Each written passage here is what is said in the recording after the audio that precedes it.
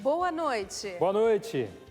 O dia de lembrarmos dos fiéis defuntos. Papa Francisco celebra a Santa Missa em sufrágio aos cardeais e bispos que morreram em 2022. Nesse dia de finados, o sentido da morte e a mensagem de esperança do cardeal arcebispo de Brasília. Dia de pedir indulgência plenária pelas almas do purgatório. No dia de finados, conheça o Santuário das Almas na capital paulista. O 2 de novembro, de manifestações longe dos cemitérios. Nossos repórteres mostram como foi o segundo dia de protestos contra o resultado das eleições no Brasil. Papa Francisco reza a Nossa Senhora pela viagem apostólica ao Bahrein, que começa nesta quinta-feira. E você vai saber por que o dia de hoje é tão importante para o Padre Jonas e toda a Canção Nova. Quarta-feira, 2 de novembro de 2022, o Canção Nova Notícias já está no ar.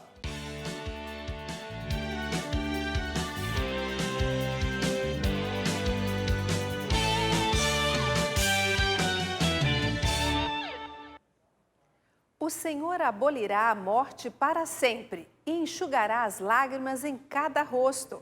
As palavras da Sagrada Escritura foram lembradas hoje pelo Papa Francisco. Foi durante a Santa Missa em sufrágio dos cardeais e bispos que morreram este ano.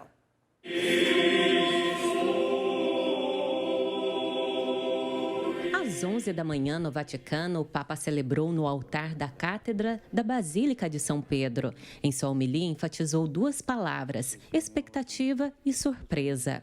Todos nós vivemos na expectativa, na esperança de um dia ouvir as palavras de Jesus citadas no Evangelho de Mateus, que diz: "Vinde, benditos de meu Pai".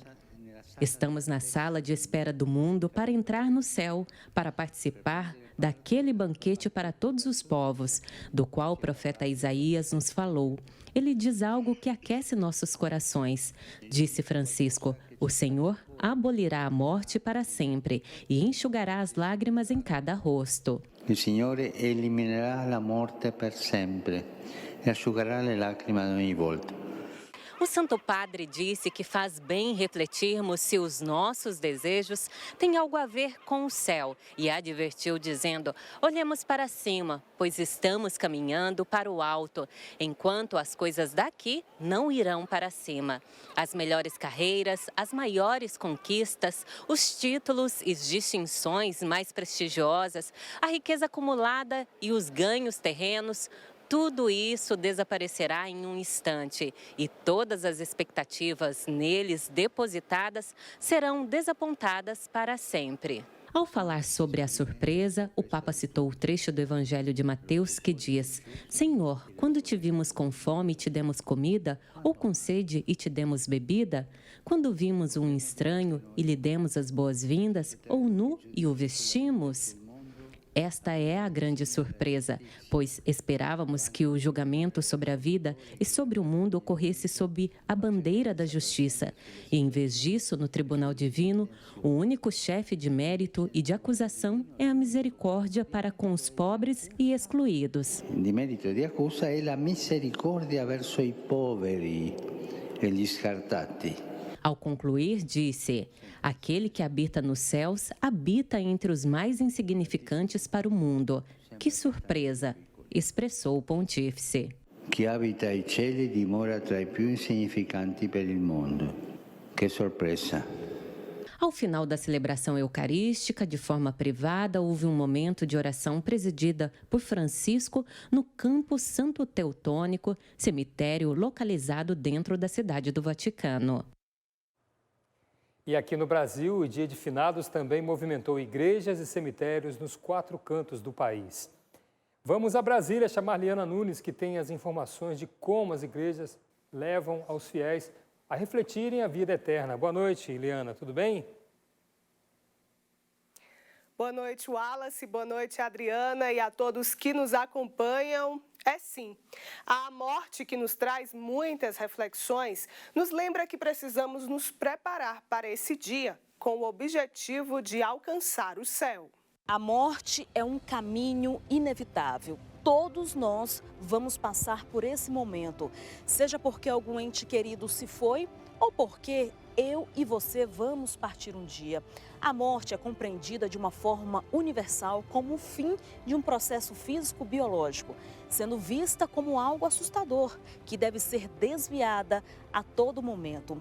Mas a vida não pode ser medida, muito menos prolongada. Haverá um fim, apesar de não ser possível saber quando acontecerá. É bom pensarmos nisso e nos preparar da melhor forma. Como no batismo nós entramos para a porta da vida cristã, a morte é, para aqueles que creem, para aqueles que viveram em Cristo Jesus, a passagem para a porta da vida eterna. Santo Agostinho não propõe a morte como o fim da vida e não transmite sentimentos de incerteza. Ele vê a morte como uma condição natural, como uma passagem ou uma transformação do estado da vida a um estado diferente, mas natural, que mantém sua continuidade com a existência terrena. Por isso, Santo Agostinho diz: a morte não é nada, apenas fiz a passagem para o outro lado. É como se estivesse escondido no quarto ao lado. Eu sempre serei eu, tu serás sempre tu. O que éramos antes, um para o outro, o somos ainda. Santa Teresinha do Menino Jesus, por sua vez, afirmava: não é a morte que virá buscar, mas sim o bom Deus. Não morro, entro na vida. Que nós possamos nos inspirar nesses grandes santos e entender que a morte não é o fim. Somos cristãos e nós temos essa certeza em Cristo Jesus, a verdade que Jesus veio revelar a nós, que a morte não é o fim. Então que nesse dia possamos estar unidos a Deus em oração por aqueles que partiram.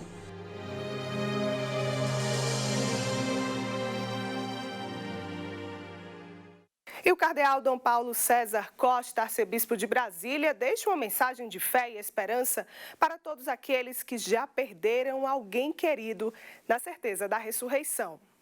É o dia da saudade, porém é preciso viver a saudade com esperança. Por isso, finados deve ser também o dia da esperança, mas não de uma esperança humana, mas da esperança que nasce da morte e ressurreição de Cristo.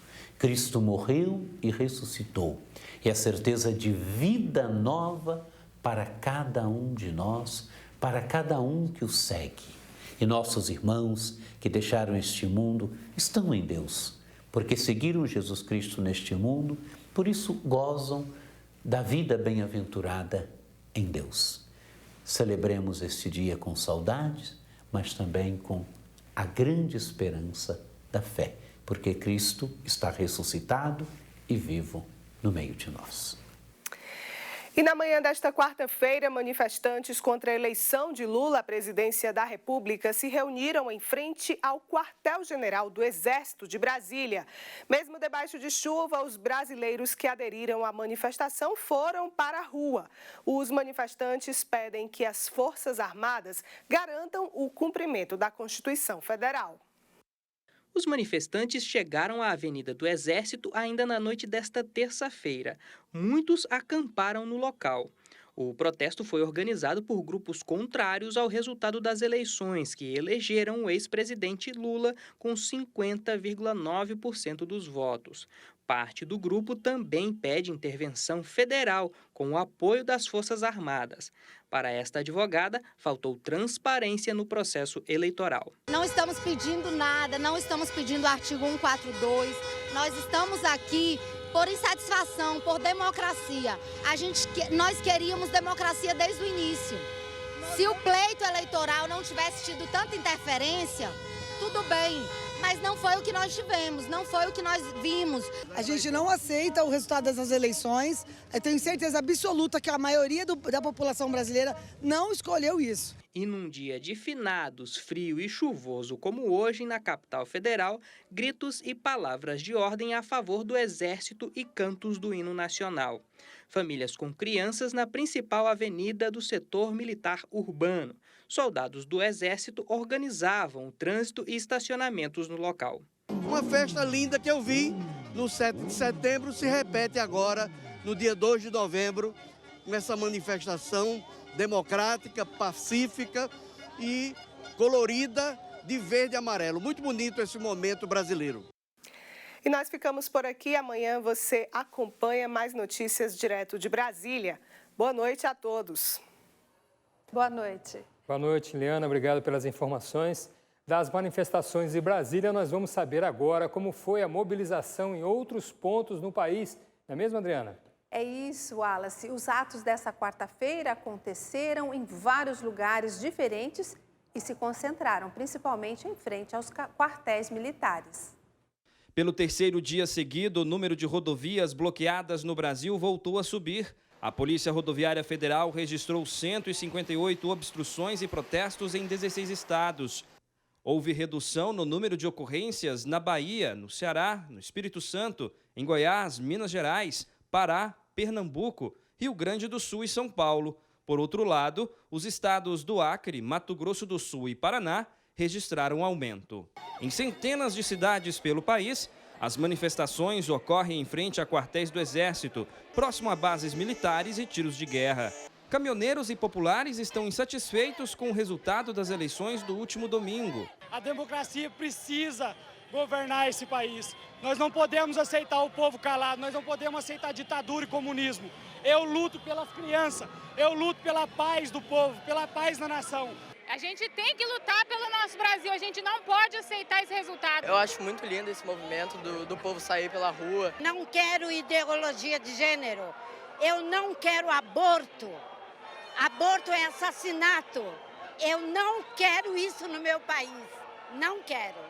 Depois de 32 horas da ordem do ministro Alexandre de Moraes para que as forças de segurança dissipassem os protestos pelo país, manifestantes se concentraram em outros pontos. Em Lorena, no interior de São Paulo, eles se reuniram aqui, em frente ao 5º Batalhão de Infantaria Leve, dizendo palavras de ordem e cantando o hino nacional. Os filhos deste sol, as mães, gentil, pátria amada, Brasil. Um alerta de ataque aéreo foi emitido pela Coreia do Sul. Isso depois de mísseis balísticos serem disparados pela Coreia do Norte no mar. Um deles atingiu uma ilha sul-coreana. Ao todo, a Coreia do Norte disparou mais de 20 mísseis no mar. Um deles pousou a menos de 60 quilômetros da costa sul-coreana. Foi a primeira vez que um míssil balístico chegou tão próximo do país desde 1945. O lançamento ocorreu depois que Pyongyang, em 1º de novembro, exigiu aos Estados Unidos e à Coreia do Sul a interrupção dos exercícios militares, encarados como provocações que gerariam medidas de acompanhamento mais perigosas. Os dois países aliados iniciaram um de seus maiores exercícios aéreos combinados na última segunda, com centenas de aviões de guerra realizando ataques simulados por todo o dia. De acordo com o diretor de Segurança Nacional da Coreia do Sul, o presidente da República convocou uma reunião de emergência do Conselho e ordenou uma resposta imediata. Os militares do Sul, então, confirmaram que 3 mísseis foram disparados em direção ao país vizinho. Já o diretor-chefe de operações sul-coreano disse que o lançamento do míssil que atingiu as águas territoriais ao sul ficou marcado por ser o primeiro desde a divisão da península. Ele declarou que isso é muito raro e que nunca poderão tolerar essa situação. O feriado de hoje recorda a celebração católica do Dia de Finados. Adelita Stoebel está em São Paulo e tem informações do dia de oração pela alma dos fiéis defuntos. Boa noite, Adelita. Boa noite a você e a todos, isso mesmo. O Dia de Finados é celebrado desde o século XIII. Nesta data, a gente reza pelos entes queridos que estão na eternidade.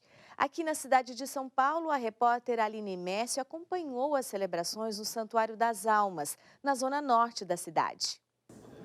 Emocionada, Irene recebe a bênção e reza por seus parentes falecidos no Santuário das Almas, que recebe mais de 8.000 pessoas no Dia de Finados. Rezar pelos falecidos, família, pai, mãe, vó, avô, filho, tio, todo mundo. É um alívio, graças a Deus. A história do santuário começa por volta do ano de 1943, quando uma paróquia como esta, de São Sebastião, recebia muitos devotos para rezarem pelos falecidos. Com o tempo, a paróquia se tornou o Santuário das Almas. Nós somos conhecidos como Santuário das Almas porque o padre, na época, ele percebeu que as pessoas vinham aqui na paróquia São Sebastião e elas vinham com a devoção às almas e acendiam as suas velas aqui. Mas é interessante que, por causa desta devoção às almas, a paróquia que era antigamente de São Sebastião passa a se chamar Santuário das Almas. Quem vem ao santuário também vê lajotinhas nas paredes com o nome dos falecidos. Ao longo dos anos, essa tradição cresceu e hoje as lajotinhas, que já não cabem mais no santuário, são colocadas no velário. Maria Alice vem rezar e lembrar de seu marido, Antônio, falecido em 2018, que tem o nome gravado em um dos azulejos. Para a gente sempre lembrar dele, os netos, os filhos, né?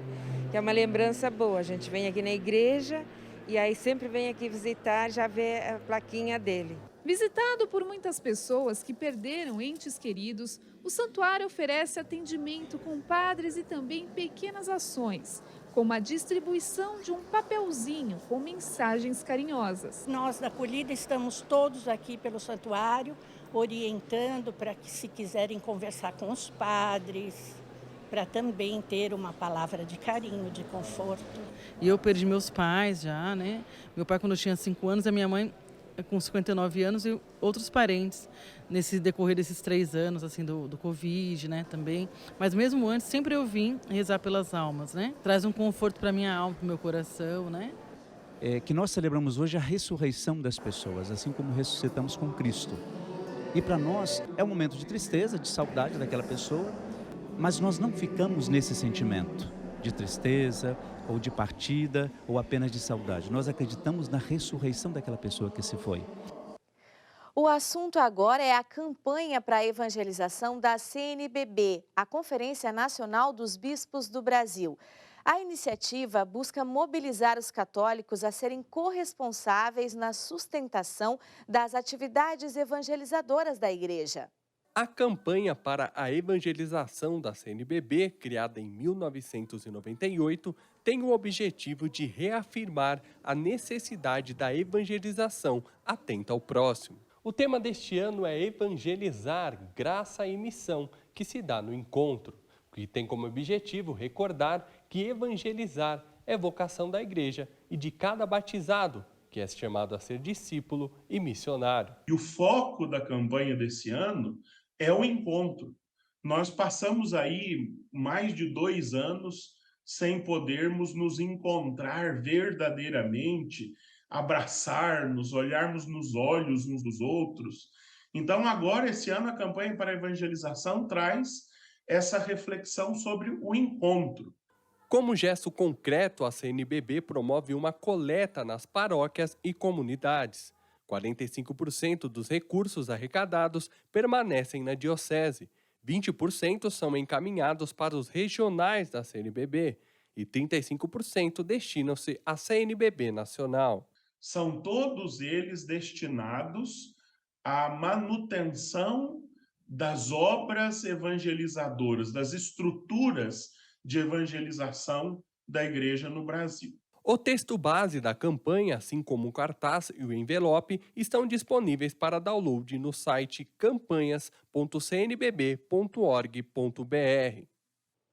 A campanha de evangelização da CNBB está programada para Domingo de Cristo Rei, que neste ano será em 20 de novembro e se estenderá até o 3º domingo do Advento, a ser celebrado em 11 de dezembro.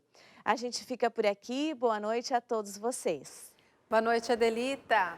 Nós voltamos agora para falar de previsão do tempo, porque hoje quem traz as informações para nós é o Emerson Tersini.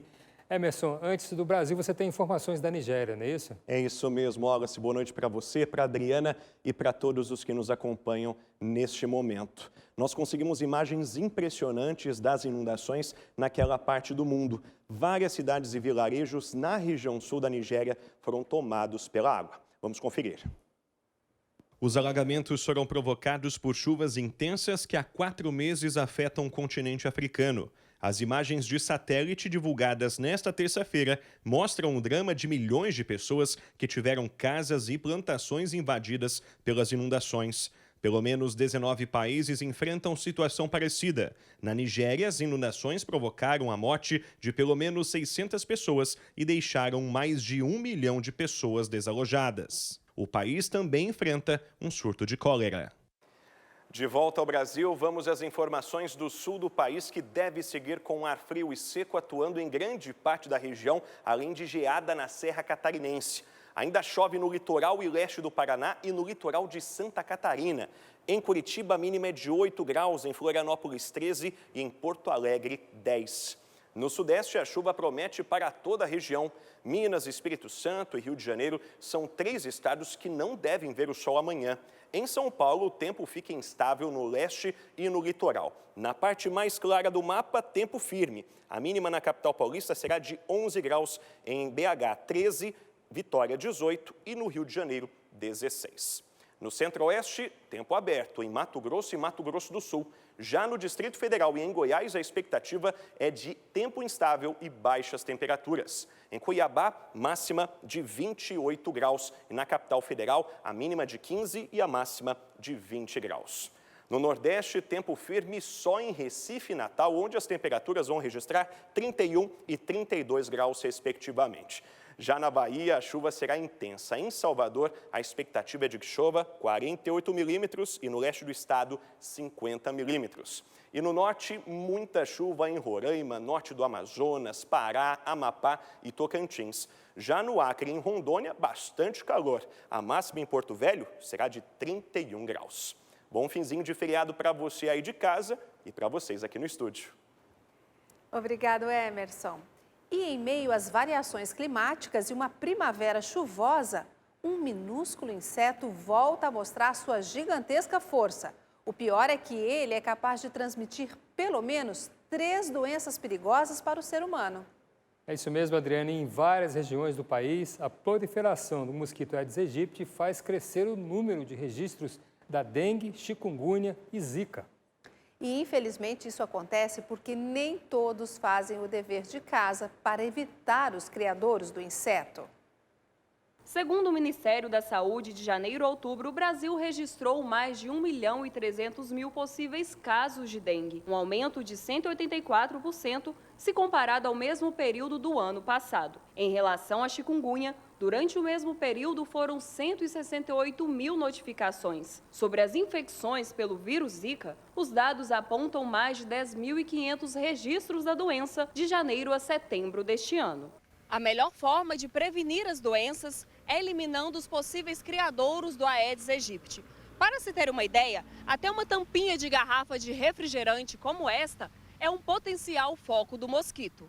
Para isso, todo local que acumula água parada deve ser eliminado, pois é lá que o mosquito transmissor coloca seus ovos. A mobilização precisa ser de todos. Importante ressaltar também que a população deve receber o agente de zoonoses, né, que ele realiza uma vistoria no imóvel com o intuito de orientar com relação a riscos percebidos, né, que talvez o olhar nosso, acostumado com o ambiente da nossa casa, a gente não perceba. Para complementar as ações de controle e prevenção, a Prefeitura de Belo Horizonte ampliou a soltura de mosquitos modificados com a bactéria Wolbachia. É uma estratégia de, através da reprodução, né, a campo, a partir da liberação dos volbitos, né, nós consigamos ter uma população de mosquitos com baixa competência vetorial. O que significa isso? Que são mosquitos que não transmitem a dengue, nem a zika, nem a chikungunya. O método ainda permite que, por meio do cruzamento com a Aedes aegypti existente no ambiente, nasçam outros já com a bactéria. Com isso, o método se torna autossustentável, né? E o que a gente espera é que, ao fim de 16 semanas de liberação, né, a população dos volbitos se estabeleça na área e aí a gente não precisa mais soltar os mosquitos. O projeto com mosquitos modificados que vimos na reportagem é uma parceria da Prefeitura de Belo Horizonte com a Fundação Oswaldo Cruz e o Ministério da Saúde. O mosquito modificado não transmite doenças para humanos ou animais. Os mosquitos foram produzidos sem nenhuma modificação genética. Mudando de assunto, nos dias 13 e 20 deste mês, são domingos especiais de muita expectativa para milhares de estudantes brasileiros. É que nestas datas vão ser realizadas as provas do Enem, o Exame Nacional do Ensino Médio. A menos de um mês para as provas, alunos de todo o Brasil aceleram o ritmo de estudo para buscar uma das vagas nas universidades federais, estaduais e particulares do país. Vinícius está no 3º ano do ensino médio e busca por meio do Enem aprovação no curso de medicina. Para isso, conta com uma rotina de estudos além da sala de aula. Eu estudo ali cerca de umas 5 horas por dia. A gente tem as aulas específicas também para a redação, que é uma nota muito importante no Enem.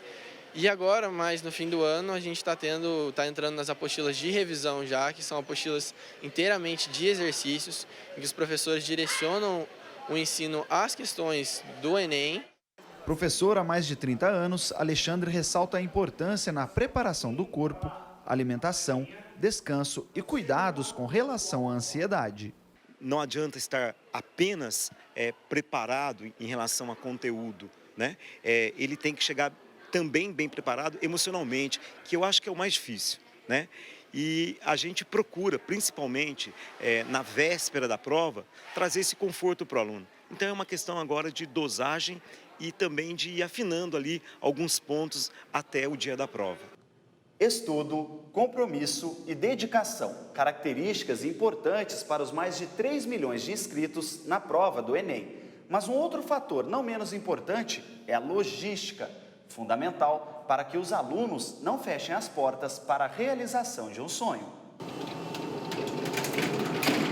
Ter foco no objetivo sem deixar de aproveitar o momento, assim, familiares e amigos se tornam pilares para a caminhada. Eu acho que eles tornam mais leve essa vivência e mais leve a dificuldade que é aguentar o estudo diário e a quantidade de conteúdo que chega para a gente, principalmente nesse 3º ano.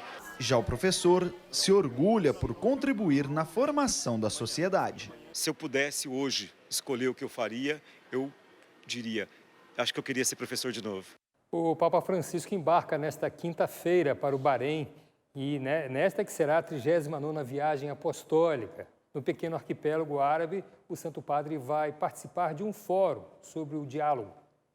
E antes da viagem, como de costume, Francisco esteve mais uma vez na Basílica Santa Maria Maior, onde confiou sua missão à proteção de Nossa Senhora. De cadeiras de rodas, Francisco chegou à Basílica de Santa Maria Maior. Em silêncio, rezou diante do ícone da Virgem Salus Populi Romani, entregando a ela sua viagem ao Bahrein, uma visita significativa. Pela 100ª vez, o pontífice vai à Basílica para confiar o êxito de sua missão nas mãos da patrona e protetora dos romanos. Gesto que já é tradição e marca o seu pontificado antes de cada viagem apostólica e pastoral.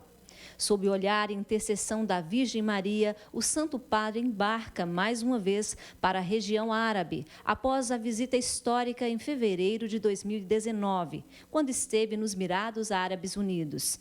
Esta que deve ser novamente uma visita de diálogo com outras religiões, para encorajá-los no caminho da unidade. Em sua conta no Twitter, Francisco mencionou a viagem e a participação no fórum que tematiza a necessidade de diálogo entre o Oriente e Ocidente para o bem da convivência humana. No Bahrein estão previstos 6 compromissos públicos, entre eles o encontro de oração com a igreja local. Uma visita que é mais um precioso passo no caminho de fraternidade nas relações com o mundo islâmico. As notícias do Papa estão aqui na Canção Nova e nós vamos dar cobertura à viagem do Papa. E o Sistema Canção Nova de Comunicação tem a missão de oferecer ao seu público as informações da Igreja no Brasil e no mundo. Isso é possível porque sócios, amigos, benfeitores ajudam a Canção Nova a seguir com essa obra. Nós agradecemos a você que já contribuiu com a campanha do Projeto Dai-me Almas no mês de novembro. Estamos com 3%. E contando com você para fecharmos o mês sem dívidas. Para conhecer as formas de contribuir, você pode acessar clube.cançãonova.com. Escolha uma das formas e seja sócio desta obra de evangelização. Obrigada a você, sócio, por sua fidelidade. O 2 de novembro é uma data importante para refletirmos e rezarmos pelos que já fizeram sua passagem nesta vida. Em Portugal, uma pesquisa do Instituto de Saúde Pública da Universidade do Porto revela que o mundo mudou a forma de lidar com a morte. Tradicionalmente, todo mês é dedicado a rezar pelas almas e os fiéis podem lucrar indulgências plenárias aos entes queridos que partiram. Para quem fica, é preciso saber viver bem o luto. Eu vejo que aqui é muito importante a pessoa assumir alguma postura, alguma parte mais ativa no funeral e não ficar somente à espera que alguém prepare as coisas e que se faça o que as funerárias fazem e pronto. Nunca se está preparado para perder um familiar, mas uma orientação fundamental é não negar o luto. Em primeiro lugar, a pessoa tem que aceitar que está em luto e tem que aceitar a tristeza que sente. A vida vai passar a ser diferente, não é? A vida nunca mais vai voltar a ser como era. Uma situação difícil foi enfrentada por aqueles que, em virtude das restrições da pandemia, não puderam realizar o velório de seus familiares. Alguns gestos práticos podem ajudar a elaborar o luto. Se a pessoa na altura não conseguiu estar presente no funeral ou não conseguiu fazer um velório, então que faça de alguma forma algum ritual e às vezes pode ser até escrever uma carta e poder ir até ao local onde a pessoa está e deixar lá, ou queimar, ou enterrar, ou de alguma forma, algum objeto também e juntar. Sim, se sente que isso faz sentido para si porque não pôde estar presente, então faça. Sem problemas, sem medos. De acordo com uma pesquisa do Instituto de Saúde Pública da Universidade do Porto, a pandemia impactou por completo em todo o mundo a maneira de lidar com a morte. Entre os entrevistados que vivem alguma experiência de luto, cerca de 30% apresentavam sintomas de ansiedade e aproximadamente 10% de depressão. Ambos os casos com maior expressão nas mulheres. O sofrimento ele faz parte, não é? Não, estamos a falar aqui de luto e o luto pode não ser só ter a ver com alguém que parte, não é? Nós passamos por diversos lutos na nossa vida e mesmo em meio ao próprio sofrimento, se eu consigo perceber o que é que eu posso fazer, o que é que eu ainda posso fazer no meio deste sofrimento que eu estou, eu consigo enfrentar. A espiritualidade pode ser ainda uma grande aliada para encarar o sofrimento e os diversos lutos que cada um pode viver ao longo de sua trajetória. E no dia em que somos convidados a refletir o verdadeiro sentido de viver e morrer neste mundo, nós do Canção Nova Notícias temos um motivo para aumentar ainda mais a esperança na salvação, né, Adriana? E nós escolhemos alguém muito especial para ensinar esse caminho das pedras, que ele mesmo faz há 51 anos, sem vacilar, e nos convidando a acreditar que mesmo em meio a tantas tribulações, é possível vencer as provas na oração. Há 51 anos, um homem disse sim a uma experiência nova de batismo no Espírito Santo. É preciso que nós permitamos que o Espírito ore em nós. Desse sim nasceu uma provocação importante para cada um de nós. Por que você não dá a sua voz? Por que você não entrega a sua flauta para o Espírito Santo orar? E desse sim, o batismo do Espírito Santo, uma comunicação nova, uma geração nova. Ele precisa que orações cheguem até ele. Eu podia dizer também, o pai está ansioso dizendo, quando é que aqueles meus filhos vão deixar que o Espírito Santo ore neles? Eu preciso resolver coisas em favor deles, em favor da nação deles, do estado deles, da cidade deles, que anda tão mal. Monsenhor Jonas Abib celebra hoje 51 anos de batismo no Espírito Santo, que aconteceu num dia 2 de novembro como esse, em 1971. E até hoje, ele nos ensina que o Espírito Santo está orando em nós. Porque além do Espírito Santo estar orando em nós, na nossa casa, lá no lugar onde nós estamos, os anjos vêm em revoada para orar junto conosco. Eu nem sei porque nós não estamos orando em línguas ainda.